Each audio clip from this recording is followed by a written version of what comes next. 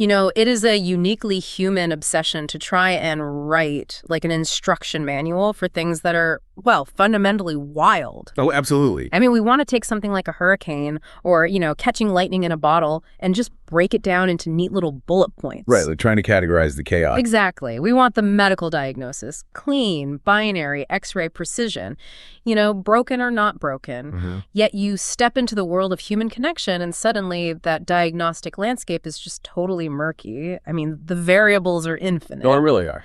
So welcome to today's deep dive. I am so excited for this one. Today, we're looking at a text called The Paradoxes of Simple Devotion by a brilliant writer named Rushik, who attempts to write that impossible manual anyway. And does it in such a fascinating way. Totally. The premise is structured around what Rushik calls rules of love, focusing on, quote, simple, loyal love. But for you listening, we're going to unpack this because it is dense and it is incredibly insightful. Yeah, because at first glance, it looks like a standard list of relationship maxims, right? But the entire text operates on this completely different logical axis. I mean, every single rule is constructed as a paradox. Right. It demands a closer look. These aren't just, poetic observations. Rushik is fundamentally rewiring how we perceive the logic of relationships. They challenge the baseline assumptions we make about how a functional partnership is even supposed to operate. Because we're so used to hearing that love is just about compromise, right? Like perpetual harmony and total self-sacrifice. Exactly. And this text dismantles that idea almost immediately. It's going to give everyone listening some serious aha moments today. Oh, for sure. I mean, to understand a relationship, you first have to look at the individuals in it. And the opening rule hits that exact nerve perfectly. It says, resistance in love is the most selfless that love can be. Which is wild, right? It is. Because if we look at the cultural narrative around romance, resistance is basically framed as a failure. You are supposed to yield. You're supposed to accommodate. Right, but that ignores the actual psychological reality of what happens when two people merge their lives. I mean, in psychology, there's this concept called differentiation. Oh, okay. Break that down for us. So it's basically the ability to remain yourself while still being emotionally connected to someone else. Okay. If you never resist, if you never, maintain a boundary, you slide into enmeshment. You simply become an echo of your partner. Oh, wow. Yeah. So the paradox of resistance being selfless makes perfect sense. When you consider that by holding your ground, you are selflessly preserving the very person your partner fell in love with. You're keeping the dynamic alive. Without resistance, the relationship just collapses into a monologue. Exactly. A total monologue. So the boundary isn't like a wall keeping the partner out. It's a structural beam keeping the house standing. That is a great way to put it. That completely recontextualizes arguments or disagreements. Yeah. Pushing back isn't necessarily a sign of friction. It can actually be an act of maintenance. But then we hit rule number 2, which takes the concept of ego in the exact opposite direction. It says, loyalty in love is the most selfish that love can be. I love Rushik's wit here. We universally categorize loyalty as this noble sacrifice, right? The knight swearing fealty or the partner forsaking all others for the sake of virtue. Right. It's supposed to be selfless. But look at the actual mechanism of loyalty. Think about being on a breathtaking, super scenic train ride through the Swiss Alps. Okay, I'm You managed to claim the absolute best, most perfect window seat on the entire train. You are locking that down. You aren't sharing it. You're securing the ultimate view entirely for yourself, which is a beautifully selfish act. Yeah. Claiming someone's absolute unwavering devotion operates the exact same way. You're identifying a rare, incredibly valuable resource, this other person's love and attention, and you're basically demanding exclusive access to it. It is inherently self-serving. It is. And stripping away the martyrdom we usually attach to loyalty, it exposes something much more grounded. The desire to monopolize someone's affection is driven by a primal need for security, for priority. Right. Recognizing the selfishness of loyalty doesn't diminish it, It just makes it honest. You want the prize. But wait, if loyalty is selfish and resistance is selfless, is Rushik saying we've had the definitions of good and bad partner behavior completely backward this whole time? Pretty much. And this redefinition of self-interest ties directly into Rule 4, actually. A change in self-love is the most abundant that love can be. Because the assumption is usually that any energy spent on the self is energy taken away from the partnership, right? Like it's viewed as a zero-sum game. Right, which is a total mathematical fallacy when applying to human emotion. Emotional capacity isn't a fixed pie. Mm-hmm. When a person actively works to change their self-love, like processing their own baggage, building their own self-esteem, they actually reduce the emotional tax they levy on their partner. Oh, that makes so much sense. Because a person who disguises themselves requires constant external validation. They need their partner to endlessly prove their worth, which is, frankly, exhausting. Yeah, that drains the other person. Exactly. By cultivating robust self-love, you generate your own internal stability. And that internal stability creates an overflow, an abundance, that allows you to give freely rather than constantly taking the stuck up to fill a void. Right. The internal architecture has to be solid before it can support anything else. It is just fascinating to see ego and selfishness framed as the bedrock of a healthy connection rather than, the enemies of it. It really is a paradigm shift. But, these first rules are deeply internal and cerebral. But Rushik doesn't just leave love in the mind, they bring it into the physical realm. The abstract concept of a boundary inevitably becomes a physical reality, which brings us to the language of the body. Yes. Starting with Rule 3. A touch in love is the most blissful that love can be, and Rule 6. A smile in love is the most blessing that love can be. Which, okay, these seem deceptively simple, almost like greeting card sentiments. Yeah, a little Hallmark. Right. But there's a serious biological underpinning to why Rushik focuses on these specific physical reactions. Take the blush. Blushing is an involuntary physiological response triggered by the sympathetic nervous system. Okay, science time. Right. When you feel a surge of emotion, vulnerability, joy, maybe sudden exposure, your body releases adrenaline. And that adrenaline causes the blood vessels in your face to dilate, literally flooding your cheeks with blood. It's a physical betrayal of a hidden emotional state. You can fake a smile, sure, but you cannot fake the capillary dilation of a blush. No, you can't. The body bypasses the ego completely to communicate the actual truth of the feeling. Which is the ultimate loss of control. That's incredibly vulnerable. It is. And that physical communication of vulnerability sets up Rule 7 beautifully. A gesture in love is the most possessive that love can be. Now, the word possessive sets off immediate alarms in modern relationship discourse, right? Oh, yeah. Big red flags, usually. Right. It implies control, jealousy, toxicity. But let's look at the mechanics of a gesture in a crowded room. Say you're at a loud, chaotic dinner party. Someone across the table says something completely absurd. We've all been there. Exactly. You catch your partner's eye, and there is a specific microscopic tilt of the head, just a tiny gesture. In that fraction of a second, you have established an entirely private channel of communication. You've created an in-group of two. Sociologically, humans use microgestures to signal coalition and alliance. In a sea of people, that silent gesture draws an invisible fence around the partnership. Right. It asserts a shared reality that literally no one else in the room has access to. And that is what makes it possessive. It's a nonverbal claim over a shared moment and a shared language. So does Rushik mean possessive in a toxic way, or are they winking at the primal, deeply human thrill of knowing someone is yours? Definitely the latter. The possession isn't about restricting the other person. It's about defining the perimeter of the relationship against the outside world. Which means physical and nonverbal boundaries don't just keep things out, they contain things. They hold the connection in place. Yes, containment. And that mechanism of containment perfectly explains Rule 12. A tight hug in love is the most liberating that love can be. This one is so powerful. Because on a purely physical level, a tight hug is confinement. Your arms are pinned, your movement is restricted. Technically, you are trapped. But physiologically, deep pressure stimulation, which is exactly what a tight hug provides, activates the parasympathetic nervous system. Right. When the body experiences firm, sustained pressure, it lowers the heart rate and it reduces the production of cortisol, which is the stress hormone. The physical restriction of the hug literally forces the nervous system to stop fighting. It functions exactly like an anchor in a storm. The anchor restricts the boat, right? It prevents the boat from moving freely, but that very restriction is what keeps the boat from being smashed against the rocks. When you are overwhelmed by the chaos of the day, being physically contained, tightly held by someone you trust, it halts the mental spiral. The physical constraint creates emotional liberation because the cognitive load of having to defend yourself or hold yourself together is just temporarily transferred to someone else. The transfer of the cognitive load is the key. You are offloading the burden of vigilance. And moving from the physical sensation of being held to the psychological state of yielding, well, that brings us directly to Rushik's next profound observation, the power dynamics of surrender. Right, segment 3. Yeah, this explores the concept of surrender, beginning with Rule 8. A weakness in love is the most powerful that love can be. And Rule 9.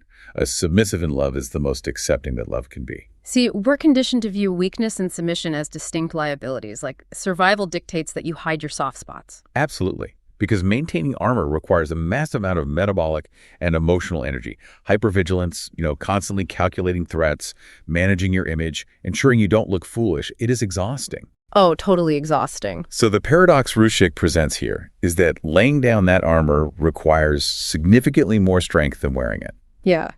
When you submit emotionally, when you expose a deep insecurity or a genuine weakness, you are actively choosing to endure the terror of potential rejection. Right. It operates on the exact same physical principles as judo. Oh, I like that comparison. Because in judo, you don't fight a larger opponent's momentum with brute force. If they push, you don't push back harder to prove your strength. You pull, you yeet. Right, you use their momentum. Exactly. You use their own kinetic energy to alter the dynamic. In a relationship, meeting defensiveness with more defensiveness just creates a deadlock. But yielding, showing weakness, it breaks the cycle. You step off the battle line. By submitting your ego, you force the dynamic to shift from competition to care. You aren't losing the fight, you're rendering the fight irrelevant. And by yielding, you create an environment where the other person's defenses are suddenly completely unnecessary. If you have no weapons drawn, their shield becomes obsolete. This mutual disarming creates profound psychological safety. And only within that safety can the subsequent rules function. Like Rule 10. A truth in love is the happiest that love can be. In Rule 14. A care in love is the most thankful that love can be. Because a hard truth is usually terrifying. It carries the threat of abandonment. But if the environment has already been secured through that mutual vulnerability you just mentioned, the truth loses its threat. The happiness comes from the relief of not having to manage a lie or a half-truth anymore. Exactly. The happiness is the literal absence of anxiety.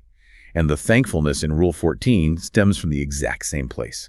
True care is only possible when the artifice is gone. Right. You can't deeply care for a persona. You can only care for the actual flawed human being beneath it. When that care is offered to the unprotected version of you, the resulting gratitude is immense. It's the relief of being seen and not discarded. But I've got to push back a little. How does anyone actually bridge that gap? The transition from self-preservation to absolute vulnerability requires an individual to hand over the exact tools that could destroy them. Yeah, it's scary. Isn't it terrifying to be that weak? I mean, Rushik makes it sound like a superpower, but how do you get over the fear of handing someone your kryptonite? Well, the terror is the mechanism that gives the act its value. Okay, say more about that. If it were easy, if there were no risk involved, exposing your weakness wouldn't function as a proof of trust. The magnitude of the fear you overcome is the exact metric by which your partner measures your commitment. The risk is the currency. Oh, wow. The risk is the currency. Which fundamentally alters how you interact with reality, because once you achieve this level of powerful vulnerability, reality itself begins to shift. It does. And this opens the door to Rushik's final rules, where they just start bending the concepts of time, space, and experience, like Rule 5. A routine in love is the most wonderful vacation that love can be. This is such a direct challenge to the commercialized ideal of romance. We are constantly sold the concept that love requires novelty, grand gestures, exotic trips, relentless spontaneity. Routine is so often cited as the thing that kills a relationship. Right, but look at how the human brain actually processes novelty versus routine. In behavioral economics, there's this concept called cognitive ease. When the brain encounters a familiar situation, a predictable pattern, it relaxes. It doesn't have to burn calories trying to predict the outcome or assess threats. It just shifts into an effortless state. Right. A routine in a healthy relationship provides ultimate cognitive ease. It's like rewatching your favorite movie on a rainy Sunday. You know every single line, there is absolutely zero suspense, and that is precisely why it transports you so completely. It is restful. The routine is a vacation because it's a departure from the unpredictability of the outside world. The external world requires constant processing. But the relationship routine offers a sanctuary of low cognitive friction. You just don't have to perform. And that alters the perception of time and space, which Rushik captures in Rule 11. A journey in love is the best destination that love can be. And Rule 13. A dream in love is the most real that love can be. The focus totally shifts from external achievements to internal states of being. It's beautiful. And then there is Rule 15. An acquaintance in love is the best friend that love can be. This feels like a nod to the slow, kind of unglamorous accumulation of data about another person. Yeah. You don't become best friends through some dramatic, cinematic event. You become best friends by quietly observing thousands of mundane details over time, how they take their coffee, the specific sigh they let out when they're annoyed, their micro gestures. The acquaintance phase never really ends. It just deepens. It revalidates the quiet, steady progression of intimacy. You are perpetually getting to know the evolving version of this person. And so, we have walked through 15 rules now. The text has built a comprehensive, albeit paradoxical, framework for understanding human connection. It maps the ego, the physical body, the mechanics of vulnerability, and the distortion of reality. It's a highly structured, incredibly intellectual architecture of devotion. And then at the very bottom of the page, Ruchik adds a postscript. The final line of the text simply reads, P.S. Rules just don't matter. Love. Which is just, it completely unravels the entire document. Okay, we started this deep dive talking about the human obsession with instruction manuals. We want the bullet points for the hurricane. Yes. Ruchik gives us a manual. 15 carefully constructed, psychologically dense rules. And just when you think you have the formula, the author casually sets the chalkboard on fire. Exactly. Are they telling us that trying to categorize love is fundamentally a fool's errand? Are we supposed to interpret this as a joke? Or is there a functional purpose to spending so much time building a framework only to demolish it in the final breath? It is the ultimate paradox of the piece, and it serves a very distinct cognitive function. You cannot understand that the rules don't matter until you have thoroughly examined them. Ruchik basically uses the structure of rules as a Trojan horse. Ooh, a Trojan horse. Yeah. We are drawn to lists and guidelines because they offer the illusion of control. By engaging with these 15 paradoxes, the reader's rigid definitions of selfishness, weakness, and confinement are slowly dismantled.